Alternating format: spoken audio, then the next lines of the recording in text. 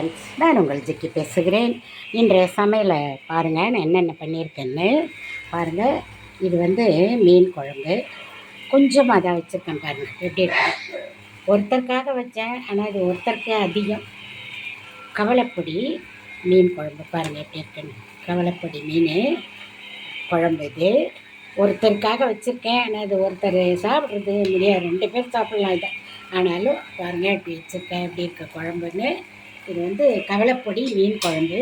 அடுத்து வந்து அதுக்கு ரைஸ் பாருங்கள், ரைஸ் குக்கரில் கொஞ்சமாக ஒருத்தர் சாப்பிட்றதுக்கு ரைஸ் வச்சுருக்கேன்.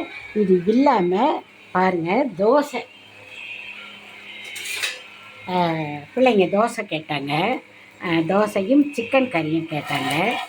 அதனால் பாருங்கள், தோசை ஊற்றிட்டேன், சிக்கன் கறியும் பண்ணிட்டேன். பாருங்கள் எப்படி இருக்குன்னு. சும்மா சிக்கனை பொடியாக பிச்சு போட்டு ஒரு நிமிஷம் டைட்டாக இருக்கு மூடி, ஒரு நிமிஷம்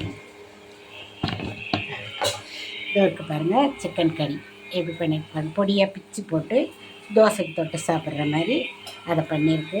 இப்போ குடமிளெல்லாம் போட்டு எப்படி இருப்பாங்க. இது தோசைக்கு இதை எடுத்து பார்த்திங்களா, அந்த தோசை 2 ஊற்றி அதுக்கு அதை வச்சு சாப்பிட்றதுக்கும். சாதம், முட்டை வேறு வேக வச்சுருக்கேன், மீன் குழம்பு, இன்னைய சாப்பாடு அவ்வளோதான். ஓகே, பாய்.